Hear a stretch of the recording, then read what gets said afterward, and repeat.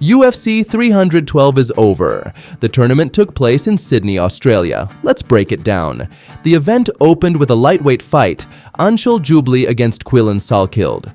Jubli is a 30-year-old fighter from India with solid wrestling and effective ground and pound. In his debut, he harshly finished his Indonesian opponent, but in his second fight, he unexpectedly lost by knockout to Jamie Malarkey, a fighter many expected to see on the release list. Salkhild, a 25-year-old Australian, also has decent wrestling skills, and his striking technique is on a respectable level. He had a successful run in Australia, losing only in his debut fight, but after that, he remained unbeaten, becoming the champion of the local League Eternal and earning a contract through the Contender Series. The fight started off fast. Salkhild immediately threw several low kicks, to which Jubli responded with a body shot. Then Salkhild landed a powerful right straight to the temple. Jubli collapsed and Salkhild rushed in for the finish, but the referee intervened and stopped the fight. The Indian fighter expressed his dissatisfaction, protesting the stoppage, but the referee's decision was final.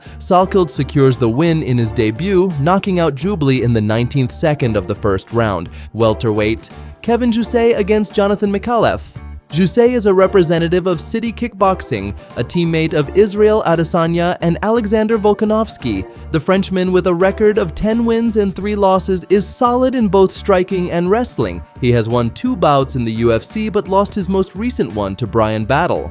Mikhailov is a freshly signed fighter from Australia and a participant in the Contender Series. His record stands at 7 wins and 1 loss, with knockouts and submissions to his name. At the start, the fighters exchanged strikes until Mikhailov landed a left high kick, sending Jousset into a knockdown. The Frenchman got back up and responded with a right straight, but his opponent quickly recovered. From there, Mikhailov systematically broke down his opponent with middle kicks, leaving serious damage. Jousset didn't adjust his strategy or attempt to take the fight to the ground. In the end, the judges awarded the win to newcomer Mikhailov with a score of 2-1. A great start to his UFC career. The early prelims concluded with a lightweight fight, Rongju against Cody Steele. Rongju is a 24-year-old Chinese fighter with a record of 25 wins and 6 losses. This was his second appearance in the UFC. In his first stint, he left with a record of 1 win and 2 losses, but then he won 3 times in the Road to UFC tournament and made his return. Cody Steele is an undefeated American with a record of 7 wins and no losses. He came from the Contender Series and had competed in Fury FC. Steele is known for his solid wrestling and technical striking. In the first round, the fighters engaged in a fierce exchange of hooks, each shaking the other a few times.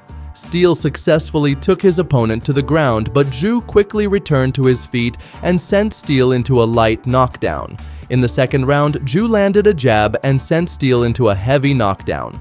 Steele attempted to transition to a submission, but Zhu managed to escape, returned to striking, and began landing more shots. In the third round, the fighters had a thrilling exchange, but Zhu confidently controlled the fight and took it to the judges' decision. The judges unanimously awarded the victory to Rongju, handing Steele his first career loss. Let's continue. The main prelims kicked off with a bantamweight fight. Alexandre Topuria made his UFC debut against Colby Thicknesse, who was also having his first fight in the promotion. Alexandre Topuria is the older brother of UFC champion Ilia Topuria. He is 29 years old with a record of 5 wins and 1 loss, all of his victories coming by finish, 3 knockouts, 2 submissions. His style is similar to his brother's, and his nickname is El Conquistador. Colby Thicknesse is an Australian fighter and a former training partner of Alex Volkanovski.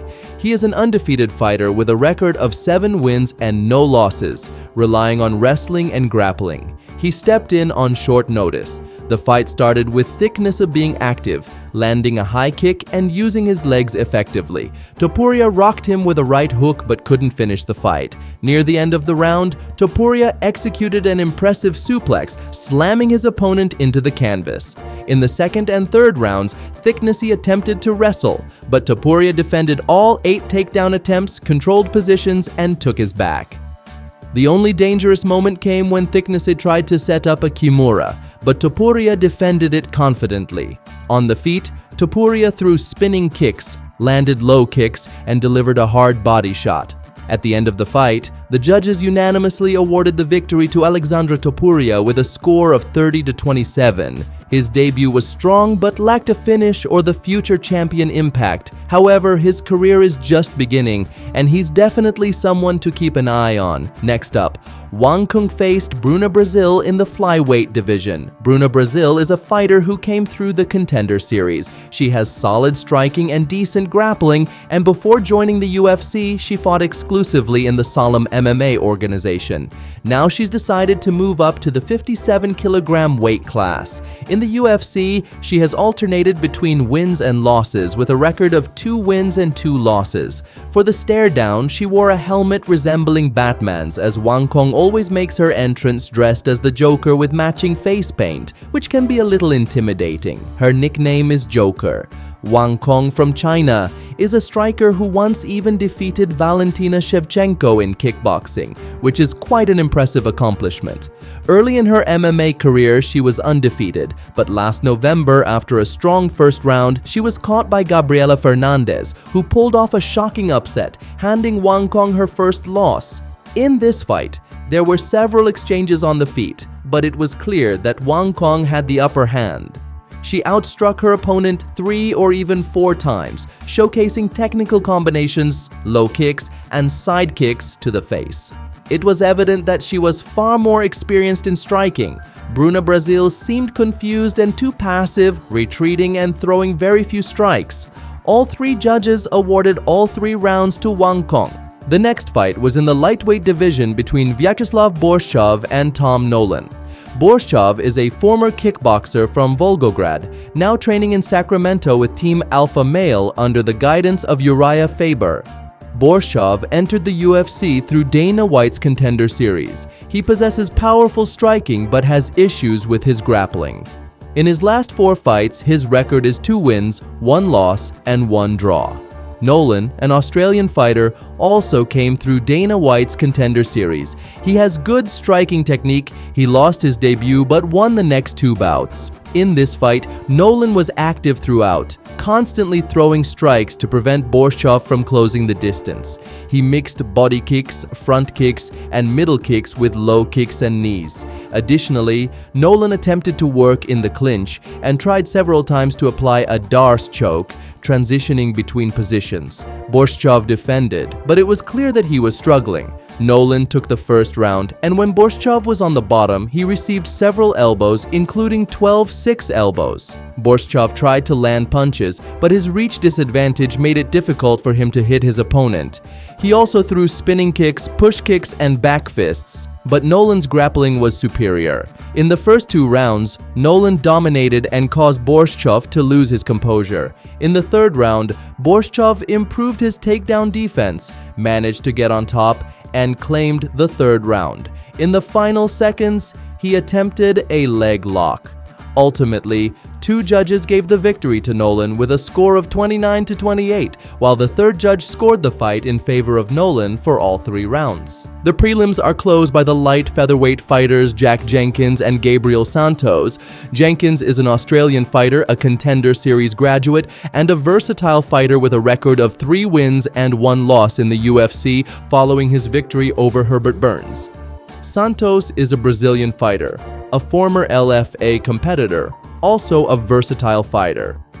After 2 losses in the UFC, he secured his first victory in his 3rd fight. Jenkins started the fight with a strong head kick that knocked his opponent down. He attempted to finish but landed a few shots before moving into guard.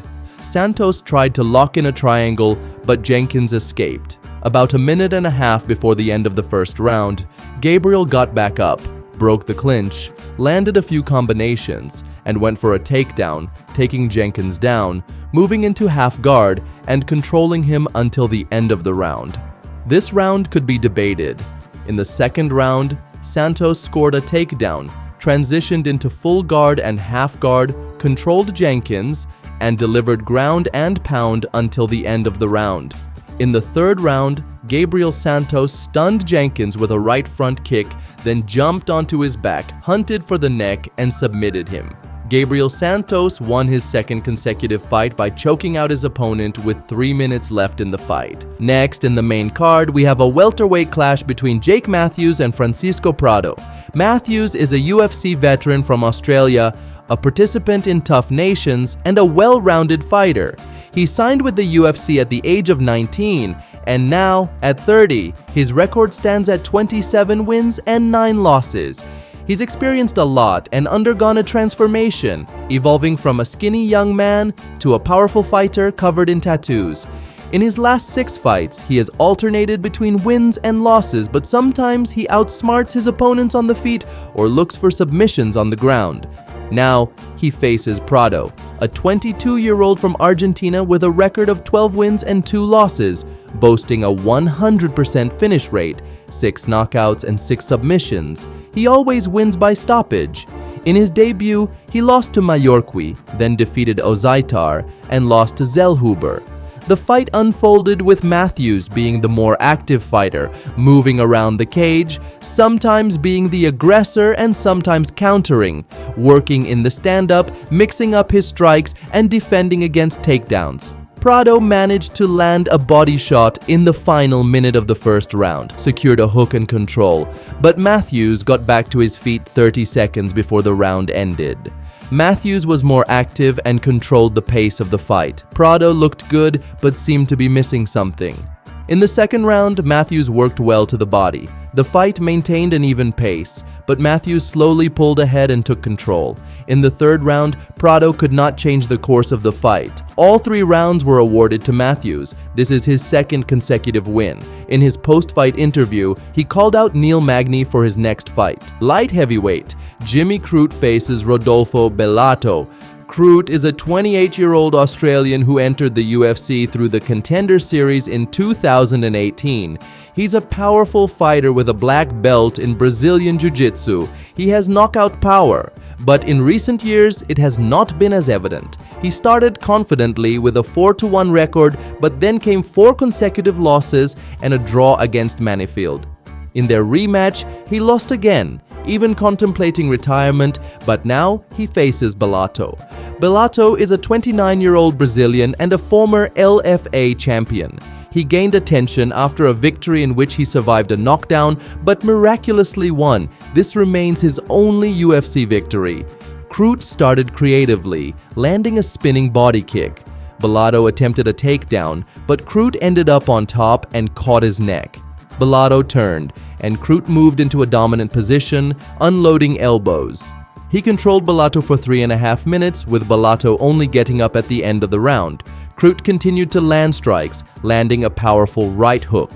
In the second round, Crute used uppercuts and added spinning kicks and a knee in the clinch. The fighters were even in terms of landing clean strikes, with Bellato's nose bleeding. In the third round, Bellato became more confident, dominated the striking exchanges, and took Crute down. However, the fight ended in a draw. One judge scored it 29-27 for Crute, while 2 others scored it 28 all. No winner was determined. In the third most important event, heavyweights Justin Tafa and Talison Teixeira squared off. We were already tired of the judges' decisions, as 7 out of 9 fights on this card had gone the distance. But here, there would certainly be a finish. These guys just don't know how to do it any other way.